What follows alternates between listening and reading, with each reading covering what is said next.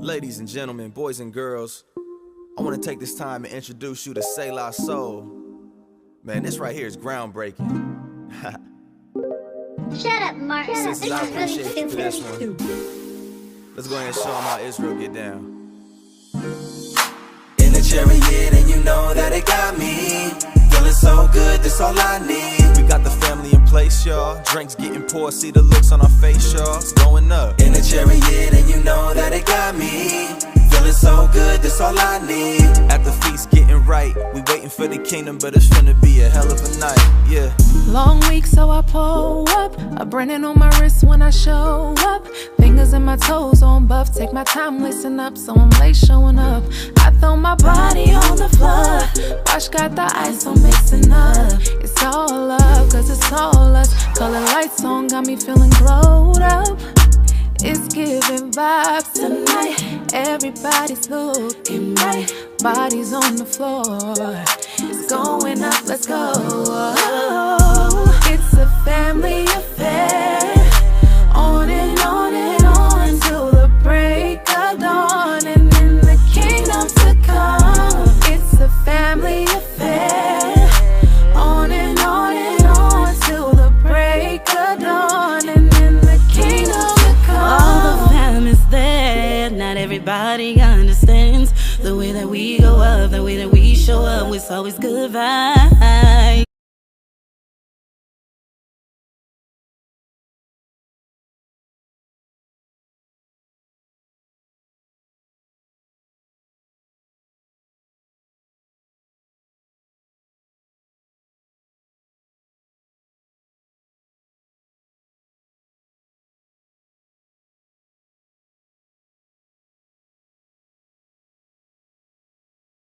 Floor. It's going. It's a family affair. On and on and on till the break of dawn. And in the kingdom to come. It's a family affair. Yeah. On and on Yeah. and on till the break That of big group dawn. boss, And baby. in the Look, kingdom as soon as we pull up, you know what's going down. It's a family affair, baby, so come around. Kick back and take a shot with the team. It's a vibe with the tribe sitting on cloud nine, feeling like a dream. So fly and exclusive. With the fam, big friends with the blue strip. Real love, got the spirit right. This one for the books, we going up and we ain't ending tonight. It's a family affair. On and on and on till the break of dawn. And in the kingdom to come. It's a family affair. On and on till the break of dawn. And in the kingdom to come. True Nation, Yeah, yeah. Shalam Yasharahla. Y'all know what it is.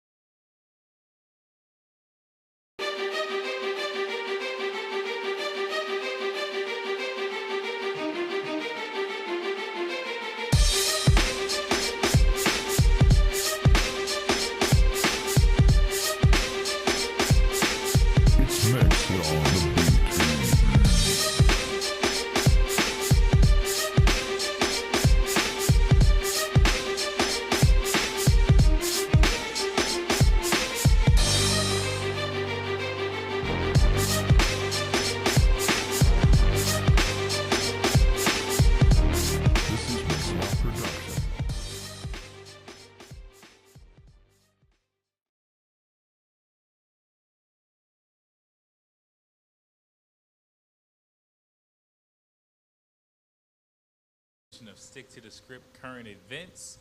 My name is Shamar. To my left, Shahadamoth. Khan. Tonight, you know how we do this. This is current events, aka Hebrew news. So we are going to talk about some of the things that are happening in the nation, some of the things that are happening that affect us. Also just some of the things to be on the lookout for. It's the news, you know, it's always a whole lot of things. Some things are on an individual level, but some things are on a wide scale level. We're not gonna be super late tonight, but we do have some things that I feel like are pretty fascinating, pretty important, and should be something to be aware of. Can you take us over to the PowerPoint? So, hate crimes reached the highest level in more than a decade. Read that for me. The FBI releases 2020 crime. This is the one. Oh, okay. Hold on. I think we're on two different. This is on NPR. I'm gonna just read a few highlights from this one real quick. You got it. It said there were 7,759 reported hate crimes in the last year, the most in 12 years, the FBI reported this week. But some experts and advocacy groups say the true number is probably even higher. The number of recorded bias incidents reported by the FBI was the highest since 2008, when 7,783 crimes were reported to the agency, federal data shows. The spike in 2020 follows a recent upward trend in bias incidents, and it was a 6% increase over 2019. So it says nearly 2 of every 3 hate crimes reported last year, 64%, were motivated by a bias against race, ethnicity, or ancestry, the FBI said. Of all hate crimes, 36% were anti-black or anti-African American. 10% were anti-white and 9% were anti-Jewish. So, you know, for all the stuff that's happening in the nation, right? For all the stuff that's happening, a lot of things got talked about. You know, it was huge in 2020, the whole anti-Asian thing, right? Huh. The whole, you know, coronavirus didn't start in Asia, and it was constantly on the news how, you know, Asian Americans were being attacked. Everywhere you went, everybody, not only were they constantly talking about it and giving it so much exposure, but it was also just a selling point. Go to the gun range. They playing videos of Asians getting attacked and trying to market that you need to be getting in the gun range as an Asian American because you need to protect yourself against all of these hate crimes. You know, it could happen to anybody. You need to protect yourself and be ready, so you got to sharpen your skill, right?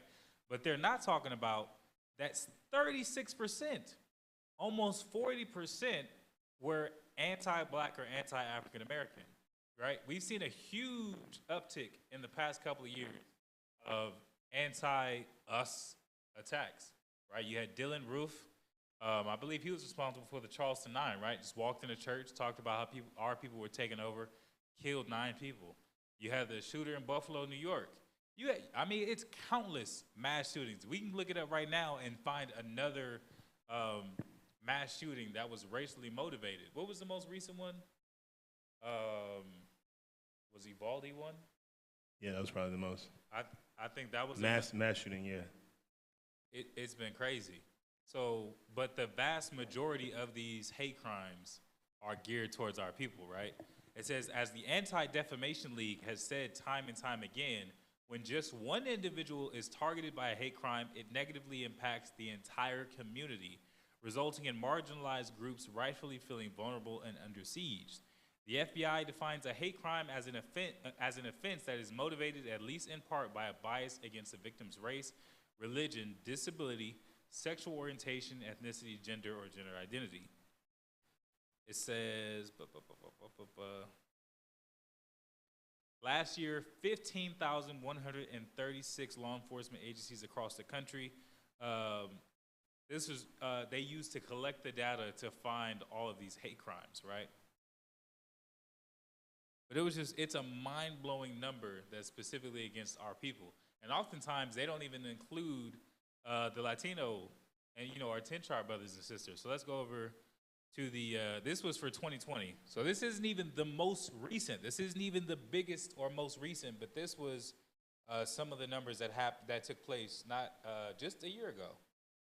You can start at the top. The FBI Uniform Crime Reporting Program serves as the national repository for crime data voluntarily collected and submitted by law enforcement. Its primary objective is to generate reliable information for the use in law enforcement administration, operation, and management. The 2020 hate crimes data submitted by 15,138 law enforcement agencies provide information about the offenses, victims, offenders, and locations of hate crimes. Of these agencies who submitted incident reports, there were 8,263 hate crime incidents involving 11,129 offenses. Here's some of the data of that.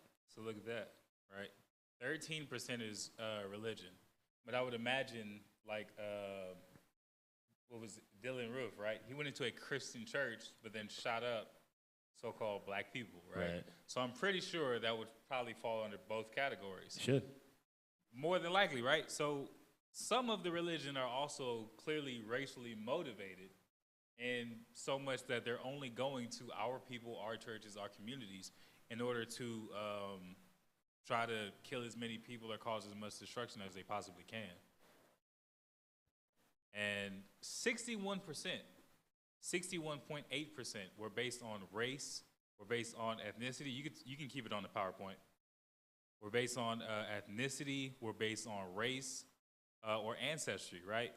20% off of sexual orientation, 13% on religion, and then you have a 2.7 gender, 1.4 disability, very small portions as well going to those. It's interesting to me that, I don't know, maybe I just didn't see it, but the categories that is separated by are offenses by crime, known offenders, and location type, right? Oh, yeah. But there is not anything that race-based. It doesn't separate by offendee. Yep. Known offenders, second category. No. That's Offenders. Ones that committed the crime. right. What I'm saying is, what about the ones who were committed against? Right. So what I'm looking for is what percentage of the race, ethnicity, or the ancestry were against whites? What was against blacks? What was against Asians? And what was against Hispanics and Latinos? And I don't see that anywhere. Right. I mean, obviously, you know who I want to know about, but Right. you know, it's just interesting to me that I feel like that's a key part of, you know, that information that is, you know, just kind of left out.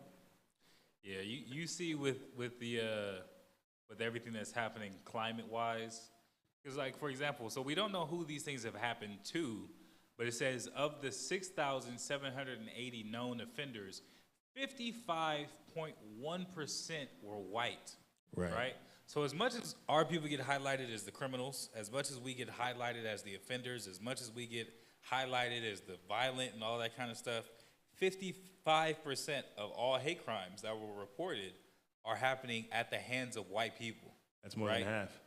Oh, yeah. Yes, it's more than half. Yeah, that's over half. That's over half. And, you know, when you see these mass shootings that make the news, even as far as, oh, man, I wish I would have, what was, man, I wish I could remember the name. Brother that was jogging down south and they shot him, Ahmaud Arbery. Ahmaud Arbery, right? Very clearly a hate crime, right? So not all of these are even in mass. You see a lot of the things that happen that are mass shootings and mass casualties that are, you know, impossible to kind of cover up, that gain a lot of publicity. But oftentimes, for the amount of crimes that have been committed, we have not seen 6,780 stories in the news. We haven't. We haven't seen that many stories hit the news to understand what was happening and what took place between the offender and the offendee. We've only seen a couple, right? You see a mass shooting here, you see a stabbing there, you see these assaults that take place, but you really don't get to see every single one that's taking place outside of the ones that gain a lot of publicity. But that means, you know, let's just say we've seen 50, and that's a lot, because racial tension isn't something that's constantly highlighted all the time in the news. It gets highlighted only when it needs to be highlighted or only when it cannot be covered up. So many people share it on Facebook. So many people get an article and they spread it around. It becomes so constantly publicized through social media and through these platforms that it becomes impossible not to report on. A, because people want facts and have trusted news sources that they'll only get their news from. And B, it'll kind of expose the prejudice. You're the only one not talking about it. Actually, I have an article up here that it doesn't look like you have from CNN talking about the same thing, right? And this one actually goes into some of that information that was missing from the last report. So I'm just going to read. The amended report released on Monday found that more than 7,700 criminal hate crimes incidents were reported to the FBI in 2020, and then increased of about 450 incidents over 2019. Attacks targeting black people rose to 2,871 from 1,972, and the number of targeting Asians jumped to a whopping 279 from an overwhelming 161, the data showed. The number of anti-Jewish attacks dropped from 963 in 2019 to 683 in 2020. Also interesting. The data released on Monday showed that bias against African Americans overwhelmingly comprised the largest category of reported hate crime offenses pertaining to race, with a total of 56% of those crimes motivated by anti-black or African American bias. Asians have been targeted. 56%? Yeah. So 56% of the hate crimes are against specifically our people. Kind of. I mean, and it's crazy. Let's get a scripture real quick. Obadiah. A lot of people love this book, rightfully so, right? Because it literally talks about how Esau has a hatred for Jacob, has a hatred for us and our people.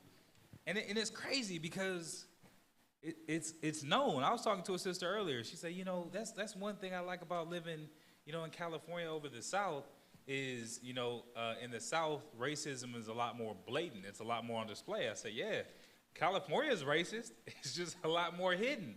I would rather it be obvious and be apparent. You know where you stand, where everyone is, and you already have an idea of what to expect. On top of that, we can recognize our enemies. How often we're always teaching our people, talking about, Jacob and Esau, talking about salvation is only for Israel. And then it becomes, well, what about them? And why this and why that? And it's hard for our people to understand that we have enemies as a nation, not just as individuals. Not I've had a personal bad experience and I sit in a position where I have a platform to preach. So I'm going to talk about my experience.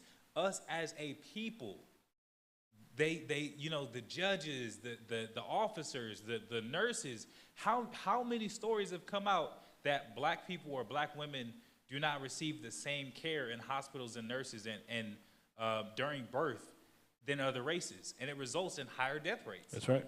How many times does it come out that private prisons need to be filled because they're for-profit businesses? Right. So the owners and stock exchangers of private prisons have deals with officers and police stations and counties to make a certain level of arrests because it's like fulfilling a quota, right?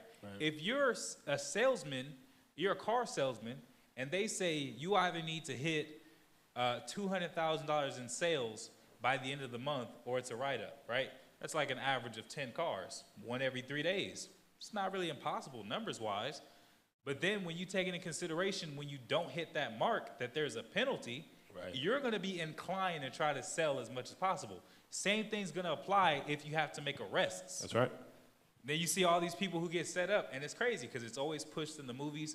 Oh, I'm innocent, I'm innocent. People are like, oh, look at this nigga, he over there in the cell talking about he innocent. But it makes me think, like, well, how much of that is true? We don't have to think about it. Like, there's overwhelming data that shows, our people are the people that are overwhelmingly arrested and put in jail, right? Time. And B, how many cases have there been where after reviewing the evidence, the conviction is overturned? Right. Let's get Obadiah real quick. 1 in 10. This is Obadiah verse 10. For thy violence against thy brother Jacob, shame shall cover thee, and thou shalt be cut off forever. So that's why you see, in the scriptures, why Esau gets cut off. A lot of times our people, and we rejoice in this, of course, because this is our enemy, guaranteed to be cut off by our God. But when you really look at the violence, he says, for the violence against your brother, when, the people getting killed while going grocery shopping, and it was live streamed. It wasn't just he committed this crime and it is what it was. He didn't just leave a manifesto for someone to find and, to explain his actions. He live streamed it to show people being killed, to show his actions, to show him seeing another Edomite and say, oh, sorry. It was all on display, and it's usually to encourage that same behavior. The crazy thing is, this doesn't even include law enforcement and how they treat us, right? Like, it doesn't. And we can see, every week there's another case of law enforcement, abusing or shooting and killing an unarmed, black or brown person. It's to the point where we are completely numb to it now. We hear about it, we're enraged for about a week, and then we never think about it again.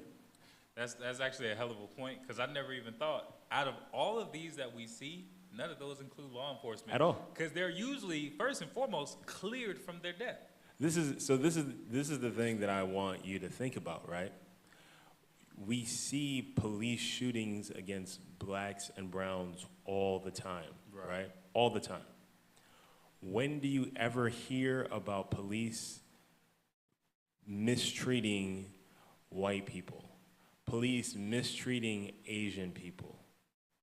Hardly police ever. Mistreating the Jewish people? Oh yeah, that's not gonna happen. It doesn't happen. Like you don't hear about it. There is no outrage because it doesn't happen.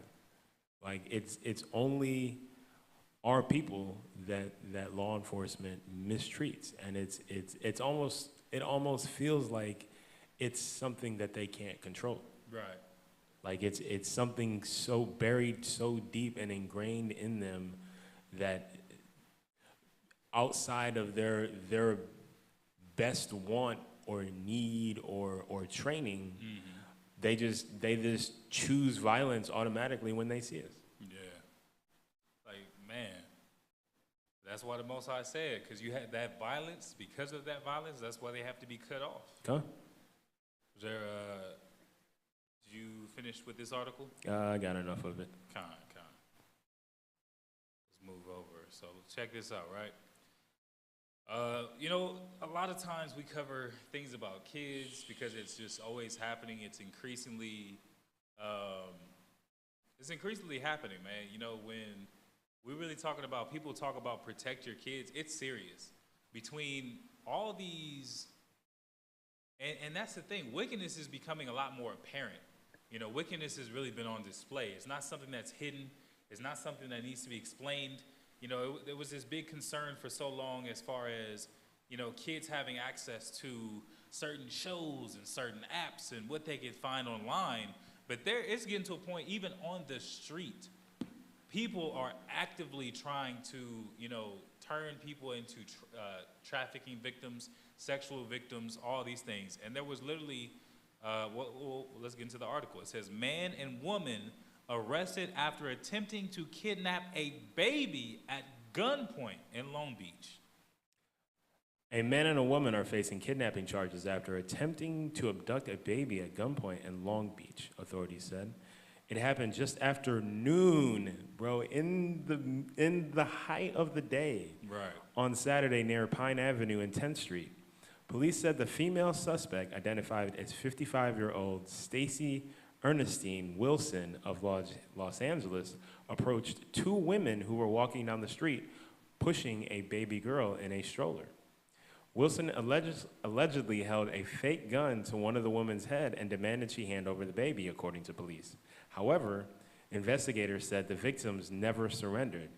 That's when a man identified as 45-year-old Walter Keyshawn Sullivan, also an LA resident, pulled up with another fake gun in what investigators say was a getaway car, they said.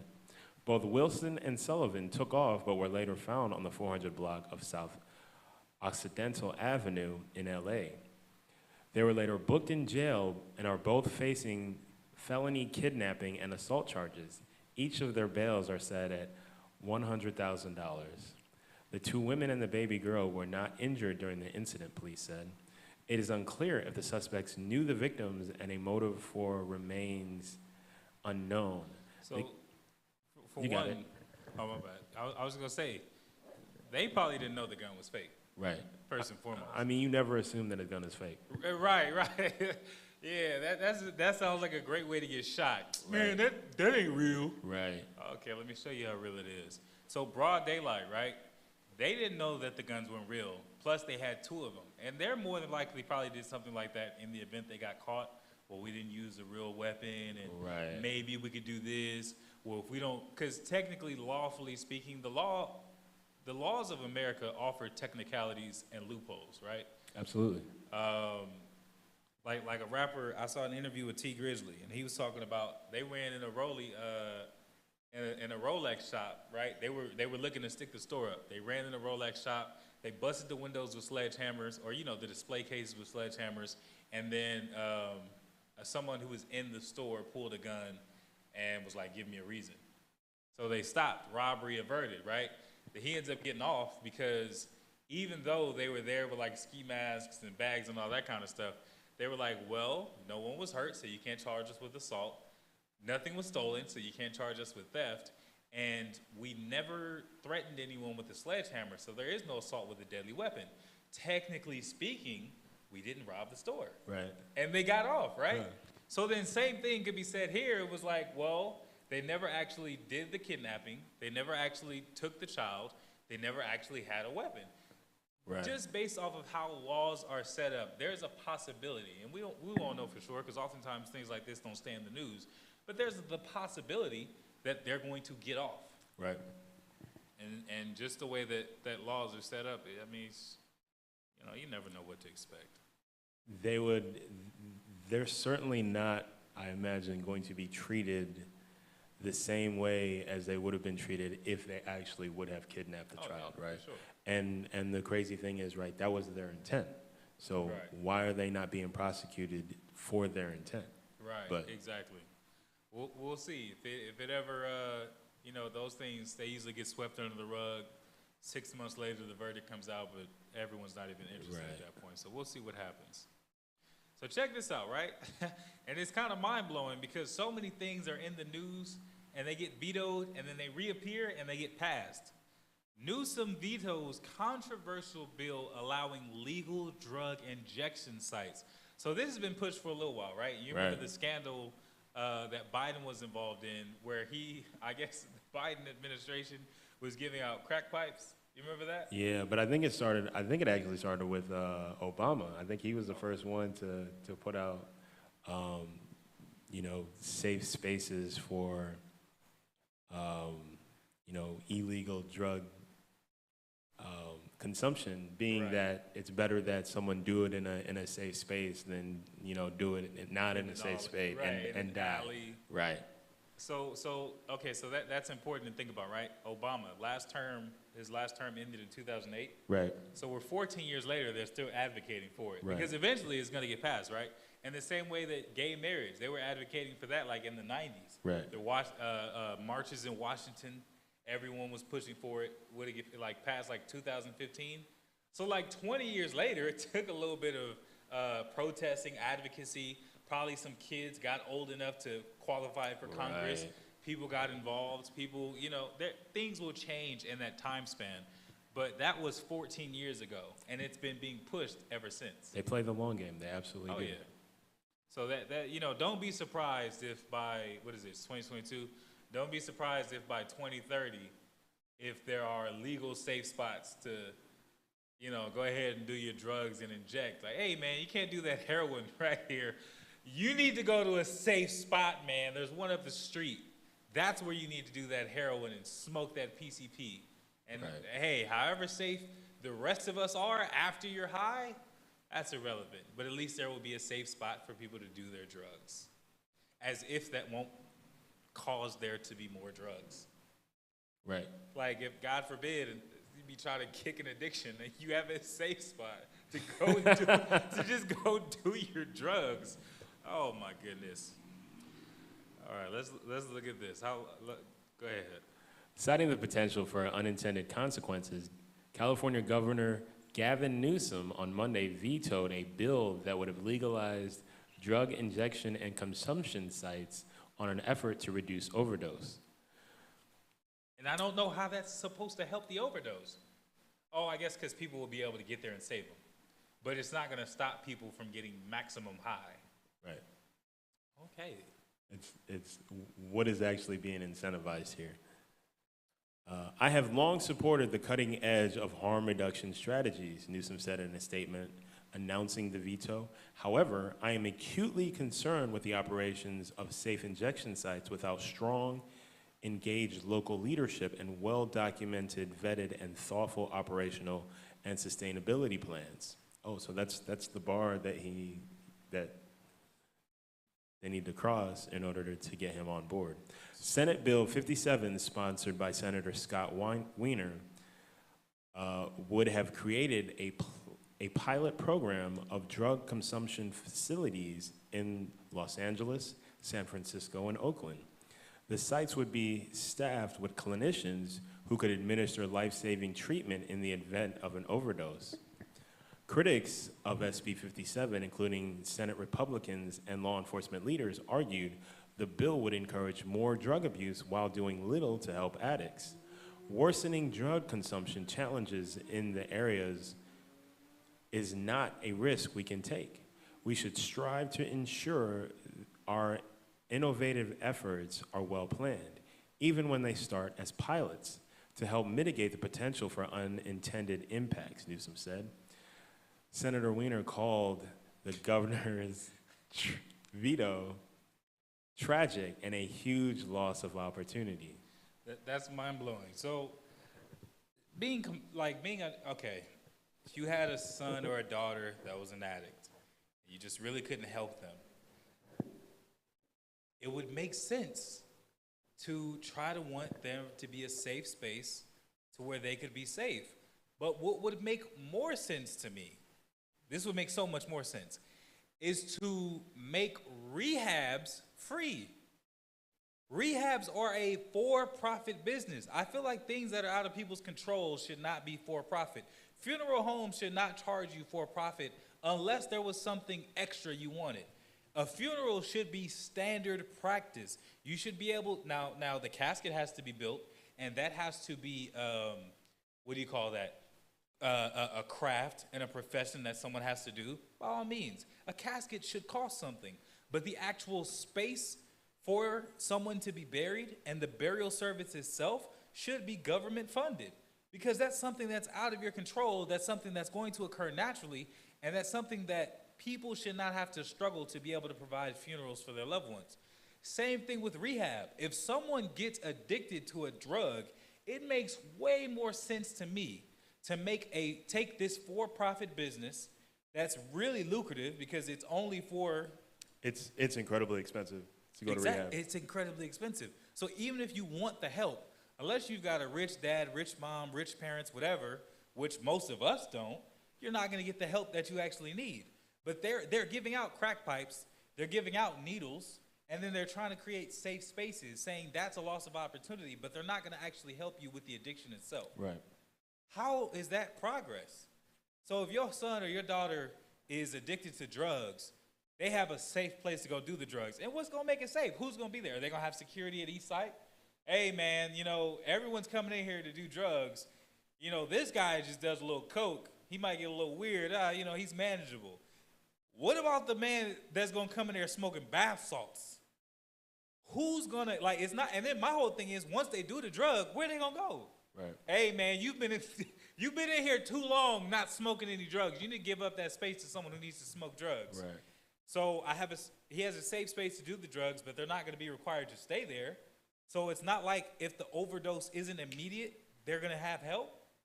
And if they're smoking something that's going to make them problematic, who's supposed to stop them? This is so backwards and outside of logic and reason. I don't understand how it got this. I mean, I get it. We're in Babylon. Yeah, exactly. That's the easiest and simplest yet most in-depth way of saying it. We're in Babylon. For that to be the objective, instead of saying let's make rehab free so that you don't have to have hundreds of thousands of dollars to kick a relatively inexpensive drug given the amount of rehab that's required, let's give free, because they're talking about spaces, homeless shelters. Should there not also be rehab shelters? Right. This is for people who specifically have an addiction.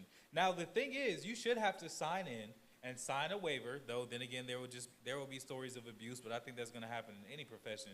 But you should have to give up a certain level of your freedoms in order to be admitted, and only allowed to be released when you're cleared by a doctor, right? Yes, absolutely. To that point, I feel like there are more people that are actually interested in kicking this habit than are not. Right. They just can't afford it or don't have the means. And then it kind of, you really narrow down a person's options when they say, okay, I have $150. I might be able to get a motel, but not for long. I definitely can't go to rehab, but I can go buy drugs. Right. Now that I have the drugs, well, I don't want to do them on the street. I might as well go to a safe spot for us to do drugs. And then what happens when first of all, and I just thought about this, isn't that just where all the dealers are going to go? That's where I go. If I was a dealer. Right. It's guaranteed money. That's like if you got food, you go into where all the hungry people are. So then the question you got to ask yourself is, who's the dealer? Exactly. And are there I already see it. As soon as it gets passed, you're going to see a whole bunch of examples of abuse. If there are staff in these buildings, you're going to see drug dealers, and you're going to see people who are taking advantage of the people who are coming in there. I don't have any money. Well, what are you willing to do for it? It's going to be all kinds of stuff that's going to come out of this. And all of that, instead of saying, let's make rehab free so these people who are suffering with an addiction, which is, basically in the same class as a disease, right, so that they can get help. But wow. I don't know why this makes more sense than rehab being free. Good old Babylon, though, right? So check this out, right? We talk about Villanueva pretty often. You can look up the deputy gangs within the LAPD, the deputy gangs within Compton. But Villanueva, and I believe last month we talked about how, his chief of staff out of the LAPD, who had, I believe, retired at this point, talked about how he promoted people based on their obedience, right? Had a bunch of yes men around him, promotes people based off their obedience, really has created a hierarchy system where he's the monarch, right? It says, I just want to highlight some of these real quick. It says a former LA County Assistant Sheriff is suing Sheriff Villanueva and his department over what she claims was a demotion of her position done in retaliation for complaining about a deputy kneeling on an inmate's head in March. Wow. So a deputy in a prison kneeling on an inmate's head, she filed a complaint. Oh my God, you can kill him. You can really cause him brain damage. You can fracture his skull. He might not ever be the same if you cause this irreversible damage. Files a complaint, follows the proper procedures, and then gets demoted. You stepped against the wrong person. You're causing us problems. So she gets demoted as retaliation for that move. She says, Robin Lemon, and it's crazy because for her to already be suffering retaliation, those kind of stories always make the news and stay in circulation with no kind of discretion of privacy or danger to the person. Right. Robin Lemon, who served on the command staff just below Villanueva, filed the lawsuit in the LA County Superior Court on Wednesday. Lemon alleges retaliation, intentional infliction of emotional distress, defamations and violations of the public Safety Officers Bill of Rights. She is seeking at least $3 million in damages. It says the fact and evidence do not support the plaintiff's claims, and the case will be vigorously defended in court, the Sheriff's Department said in a statement to the Times on Thursday. So that's the time that they do show up and they do show out, because they have a huge union and so much money that's being made. They have crazy lawyers, because it's not like a public defender that's only off of a few $100s a case, you know, barely making anything through. They're getting paid union dues for every officer that's working everywhere, and they're all shuffling into one of a few unions, so they can go hire crazy skilled lawyers, right? Right. Let me see. So check this. It says Lemon's lawsuit claims that Villanueva retaliated against her and other whistleblowers within the department for exposing his cover-up of an incident involving Deputy Douglas Johnson kneeling on the head of a handcuffed inmate, Enzo Escalante, at the San Fernando courthouse in March 2021. In what reality would it necessitate kneeling on a cuffed person's, the person is handcuffed, why would you need to kneel on their head? Right. You're already debilitated, but that's a straight up, I have control. That's trying to break a man, trying to break his spirit. I'm in control, either obey or when you defy, this is what's gonna happen kind of thing. It says, Johnson also is currently involved in a separate trial for a lawsuit filed by the widow of Lakers legend Kobe Bryant, Vanessa Bryant, for allegedly disseminating photos of the helicopter crash that killed Bryant and 8 others, including their 13-year-old daughter, Gianna, in January 2020.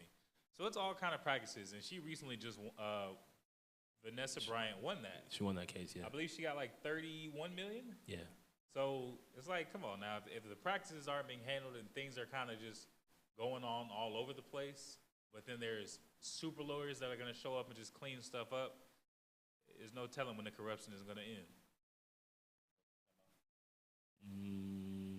No. Actually, yeah, you know, it's 2 other improprieties within this page against police officers, like the Vanessa Bryant case, and then there's also an ad. It's not even an ad; it's a link to prosecutors declined to charge deputy with sex crimes. Years later, he's accused of abusing 3 sisters. Yeah. So it's like, not to say that, you know, this is overwhelming evidence of impropriety within, you know, this police department or police departments, but here are clear 2 other examples within an article suggesting impropriety out of, you know, how many other articles and cases that we've heard about where, you know, police just aren't doing the right thing. They're not doing the right thing, you know, protecting citizens that they're held to an oath to do. There was one that I didn't put in, and I don't think, well, I don't know. We'll see, maybe for the sake of time, but there was a, what do you call that, a CO in prison, the one that are responsible for oversight of inmates. Yeah. There was a CO. Correction officer. Yeah, correctional officer. A CO that was, he was found to be sexually assaulting, raping, right, 2 of the inmates in the prison. So this is, and that's why I say, not only, yeah, you're going to have a certain level of corruption, it seems like in every profession, because there are just corrupt people, and there's just wickedness abounding everywhere. I mean, everywhere you go, everywhere that you look, there's someone trying to get over, someone trying to steal, and the crimes are getting increasingly wicked, right? But he, like, a male working in a female prison, first and foremost, already a conflict of interest, especially if he's heterosexual, right? Inmates can offer favors and get stuff in there, and then when you see these videos of people going live, they got iPhone 13s in the cell, got a TV on the wall. Like, who installed the TV in the cell? Well, all those things are happening behind those bars because it's a totally different world in there. There's little to no oversight. Yeah, it's crazy, man. It's crazy, and it doesn't seem like that's something that's going to, no telling if that's going to be changed. Well, not likely. So this is California expected to ban new gas car sales by 2035 with Thursday vote. So that's about that's a little less than 13 years because we're almost done with 2022.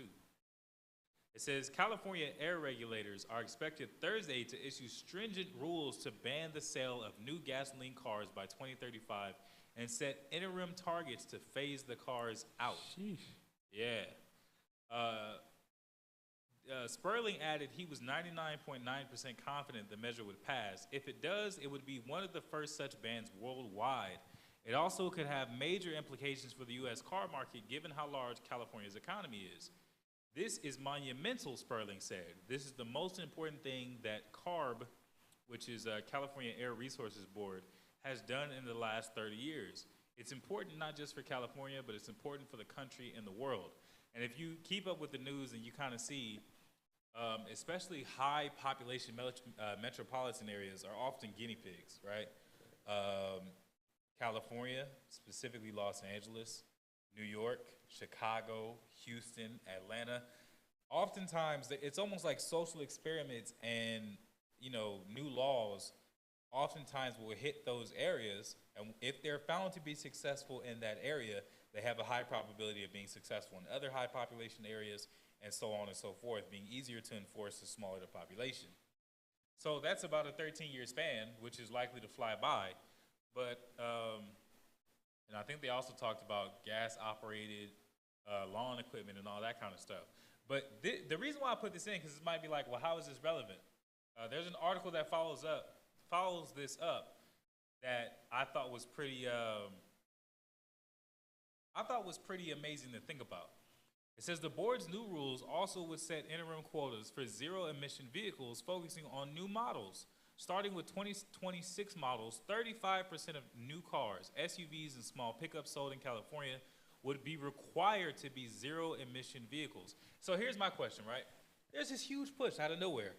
You've had for how long companies practicing terrible disposal practices, dumping trash and toxic waste into the oceans and rivers, companies that are still watering their grass in the drought, companies that get caught for all these shady practices of improper disposal of chemicals and harsh things, companies that have been found guilty of single-handedly spiking cancer rates amongst millions of people, right? And all of this has been said about the environment. Some companies have chosen to do it voluntarily, but there's never been quite a push like this. And there's still not a push for massive companies that would require them to have zero-emission vehicles. Or zero-emission practices in their businesses. Right. So you're not going after businesses, but now they're making it for everyday consumers. For vehicles, they have to be zero-emission. So it says by 2026, which is what? We're towards pretty much the end of 2022. About 3 years, right? 3 years, 4 months. 35% of new cars, pickups, everything would be zero-emission vehicles. That quota would increase each year, expected to reach 51% of all new car sales in 2028, right? That's, 5 years after? Wait. 2 years after. So, a 26% spike in 2 years after it starts? But you also have computer chips being extremely expensive and very rare, right? You have a lot of the minerals that are needed, the lithium-ion batteries that are very hard to come by, the actual chips in the manufacturing that is very hard to come by, the negotiation with China that are very expensive. Hell, the power to power these cars. Where's that coming from? Right. You have Edison struggling to keep up with the power output in recent years because of how much power is being absorbed.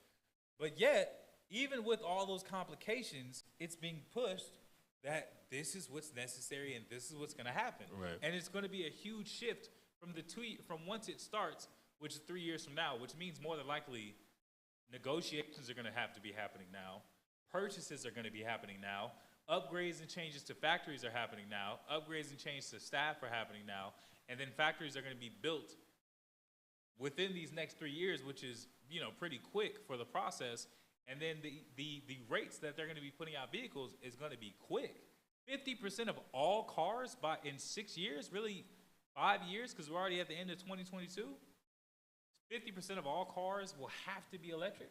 And if you understand how car manufacturers work, the car that they release, like if they release a car this year, they've been working on that car model for 3 years now. Right. So the things that are going to come out in 3 years is what's already been made now, just not able to be mass produced. Right. Let me see.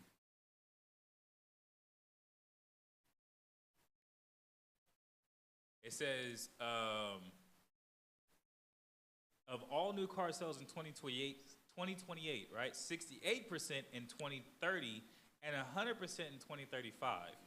So there would be a 32% jump in 5 years. The quotas also would allow 20% of zero-emission cars sold to be plug-in hybrids. So some of them, very small amount, are going to be able to be plug-in hybrids if you still use a little bit of gasoline, right?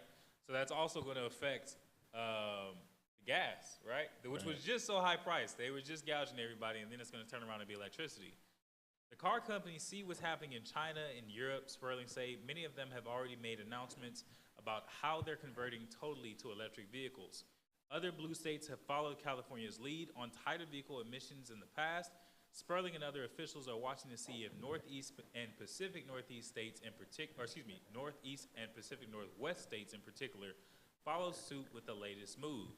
This is a big part of the U.S. market, Sperling said. Even if the feds don't move on a regulatory perspective, a big chunk of the country will be moving forward. And then that also creates a monopoly with electricity. You have a whole lot of states that are going to be completely electric. California wants to ban even the lawn equipment, leaf blowers, lawn mowers, edgers, all that kind of stuff, got to be electric. Most of the operation in your house is going to be electric. Most stoves that are being produced, electric. Then your car, electric. Everything's going to be electric. So first and foremost, Edison is already struggling to keep up with the amount of power that has to be produced for California now. Every year it seems like there's articles coming out with hundreds of thousands to millions of people that are going to go without power for a time while the grid is fixed, right? There's already a struggle to be able to maintain this, but they're calling for more production of electricity require, basically more things that are going to need electricity. So I thought this was mind-blowing because on this article, right, just over next door, Tesla now disables supercharging in salvage vehicles. It says Tesla is taking some drastic steps to discourage restoring salvage vehicles as it confirms that it will permanently disable supercharging on those vehicles. Salvaging Tesla vehicles has become surprisingly popular thanks to YouTuber Rich Rebuilds, and some businesses were built around it, like Jason Hughes' 057 technology. But Tesla has been known to discourage the practice at many levels, like making it hard to get parts or not provide vehicles with software updates. Now that the automaker is going a step further and confirmed that it will disable supercharging and third-party fast charging on all vehicles that have been declared salvaged. So in an electric vehicle, the company has the same amount of power and authority as, say, a device, right? Got an old iPhone, they don't want to give you the update, they encourage you to go get a new phone. What's a little different if you're talking about a $500, $800, $1,000 phone? Talking about a $20,000, $30,000, $45,000 car. It's being generous. Right, and right, 20 was definitely generous. Let's say $35,000 to $70,000 car, right? That's average. And they also, so they have rights and they have privileges in your vehicle because it's electric. So if they can turn off this supercharging, I'm sure they could turn off charging. If they could turn off, what else did it say? Software updates, pretty sure they could turn off software in the vehicle. They could turn off the vehicle. They could turn off your car. So California is pushing for this to be huge. First and foremost, even on a small scale, you have hackers that could be able to hack into the vehicle, which has happened on non-electric vehicles. But then you have companies that can control whether or not you can charge your phone, or whether or not you, I'm sorry, not your phone, whether or not you can charge your vehicle and how quickly you can charge your vehicle, because they want to discourage you from doing certain things. So it starts off like that. But how long until it's, those Israelites are turning the world upside down. It's not really us. It's not our differences. Our differences don't make us different. They unite us. They're the ones who make us different. They're the ones that told you it was wrong to be transgender and homosexual. They're the ones who speak against pedophilia and the wickedness that is happening in the world. They're the ones who are causing us all problems. So if we can get rid of them, we could all be at peace. Right. And if we're driving electric vehicles, what's to stop a company from saying, or some law to come into effect, and it won't actually say Israelite. No. It'll say something like racial extremists, black extremists, Let's not give them too many ideas. I know, right? But no, actually, I'm already using terms that have been identified in previous articles. So it's like, it's only a matter of time, and things are easily built up. It's like the scriptures say. Let's get two quick scriptures. Let's get Psalms 94, I believe by 116, framing mischief by law. And then I'm going to get Revelation. This is Psalms chapter 94 and verse 16. Framing mischief by law. Nope. 14? We're just a little bit above that.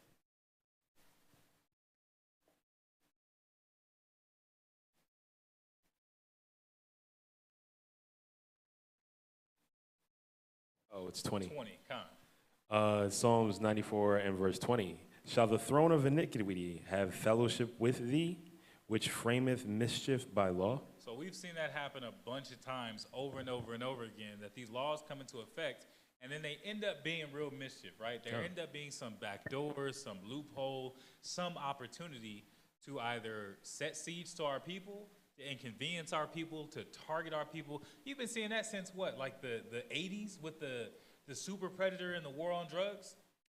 Since the beginning of this country. But right, exactly. But I'm saying, at least in recent times, that for a lot of us that have been alive, people have seen the era and these laws get introduced, but they really ended up being specifically to target our people. Right? So you see all of these different practices, and what makes you think that much control is not going to be targeted towards us at some point or another? Right? So many brothers talk about the mark of the beast. I just want to get this real quick. Revelation 13.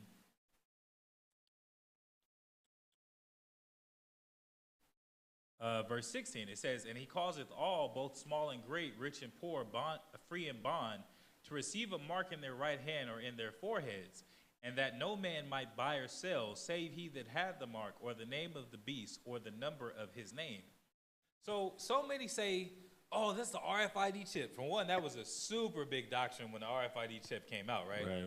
Everybody was like, man, you see, that's the mark of the beast, and this is happening, and yada, yada, yada.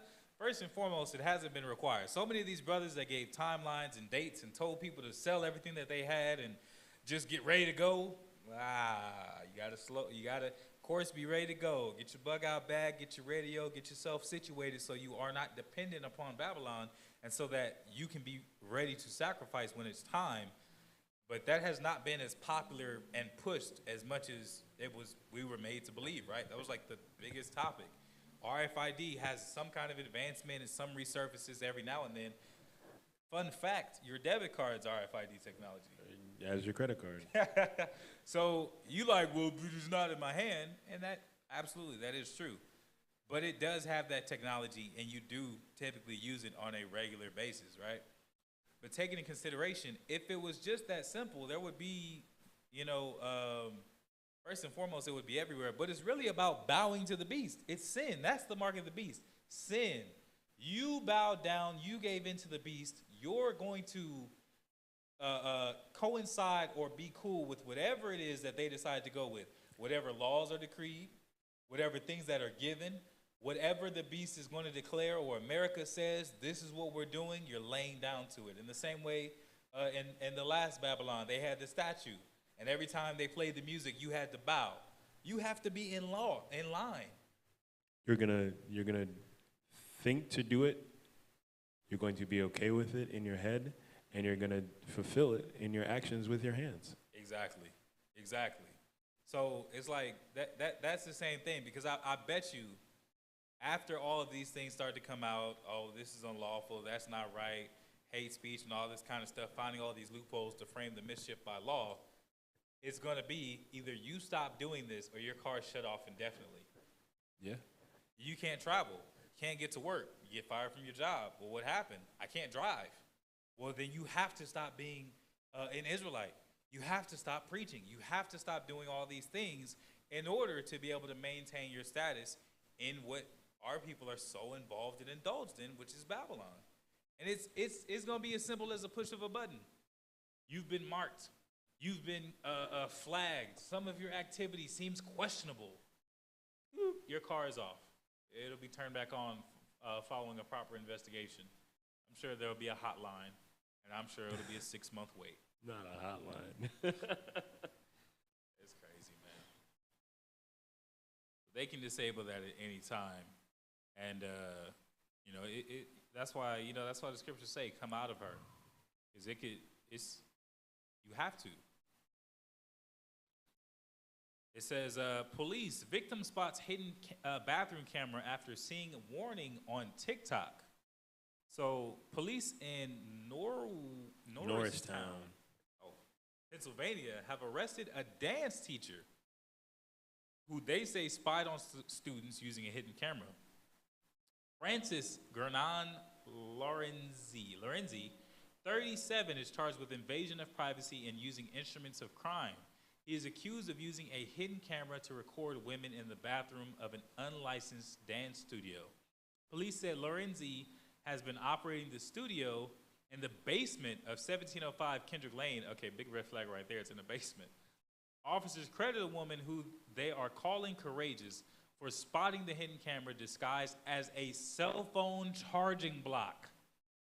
Not like an everyday, not like what you think of a camera. You know, you see a little red dot in the corner blinking. No, it's a cell phone charging block. Looks like somebody just left it in the bathroom.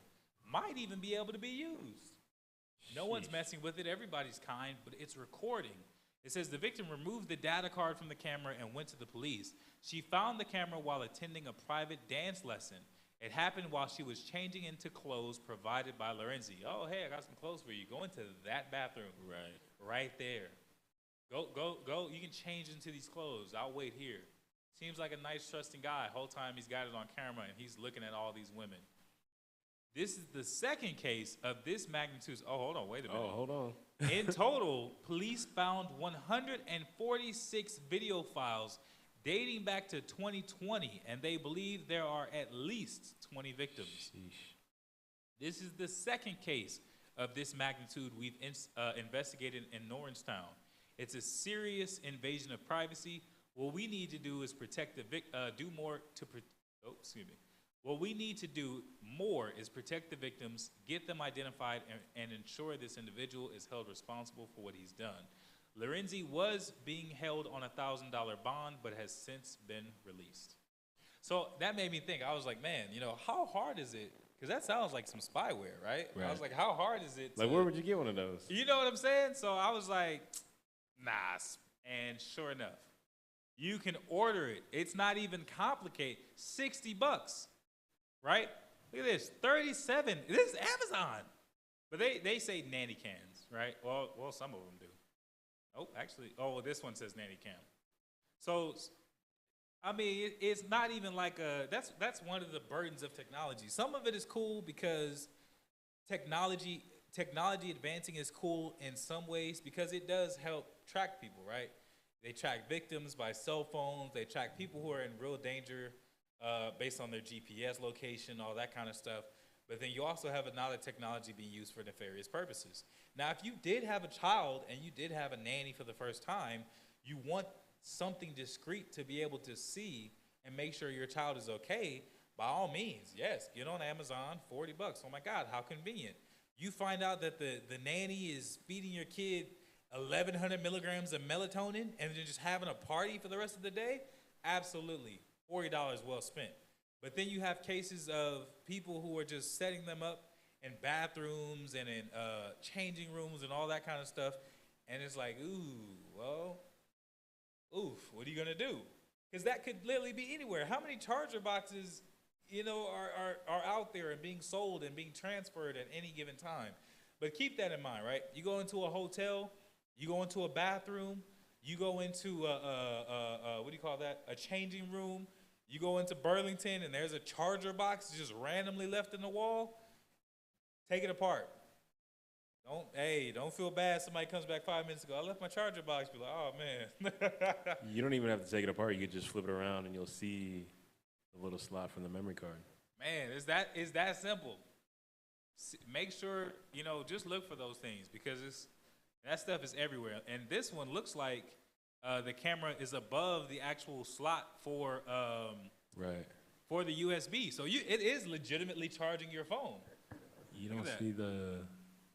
Oh yeah, and this is on Amazon. It's on Amazon. That's legitimately charging your phone because it has a USB slot right there, but then it has a camera right above it.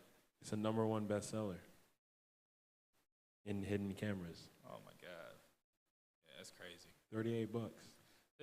Yeah, I know, right? And super easy to obtain. So be aware of that, sisters, and wherever it is that you are, whatever it is that you're doing, be aware of those things because that kind of stuff is taking place in the world.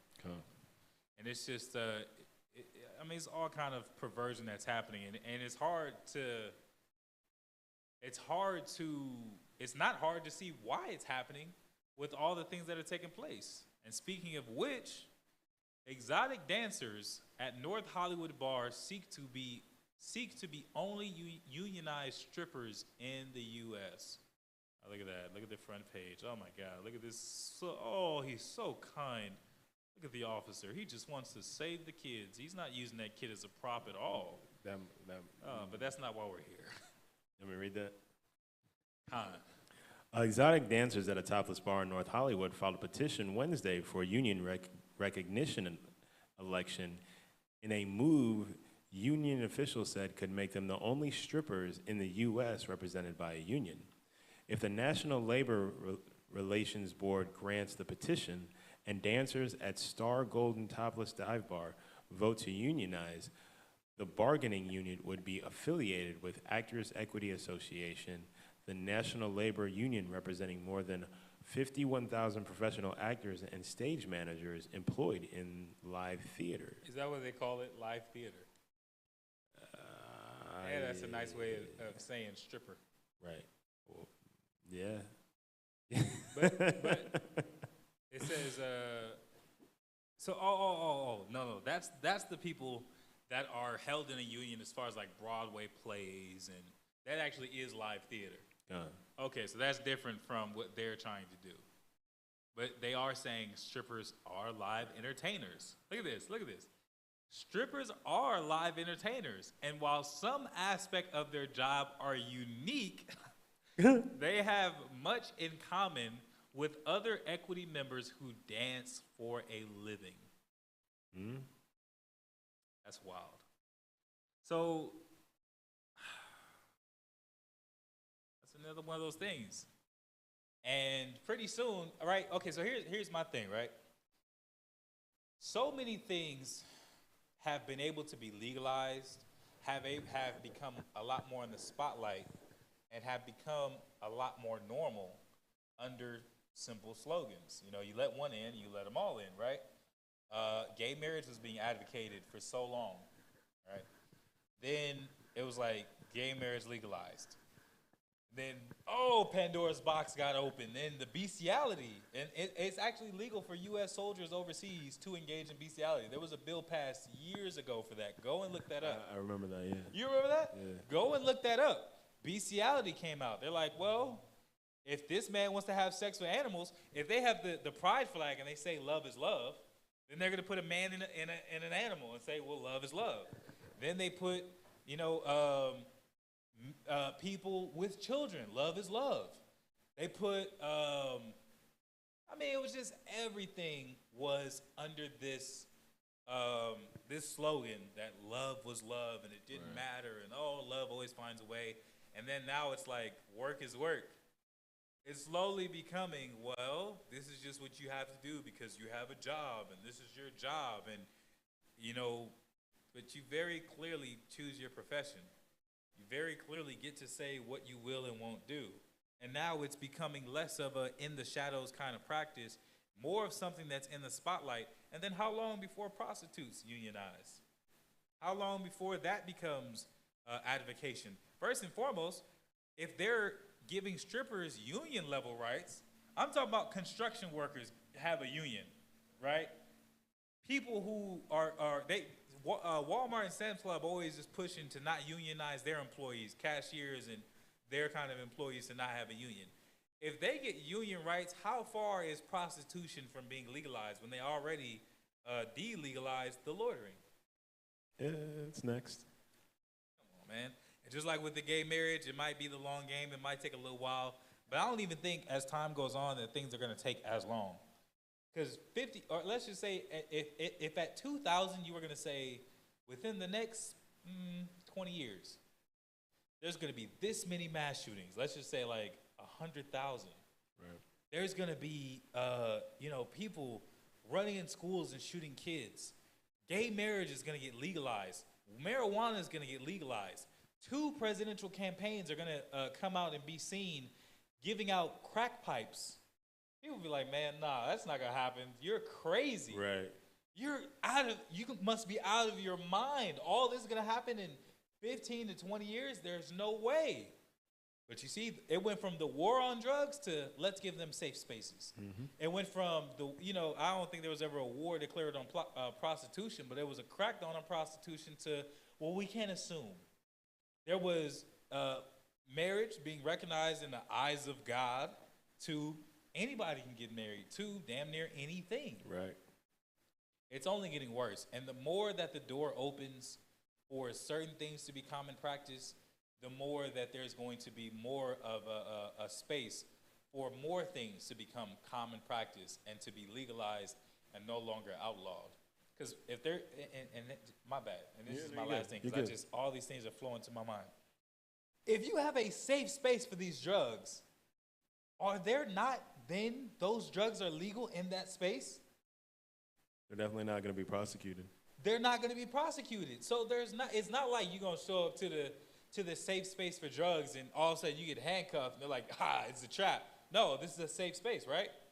So that means that crack, because it's got to be, they said the safe space for injection and consumption. Right. That's drugs that you shoot into your body and drugs that you have to smoke or consume. We're not talking about weed, you smoke, or you do this. It's legal. Right, you're not talking about, people, look how hard it was for, there were people with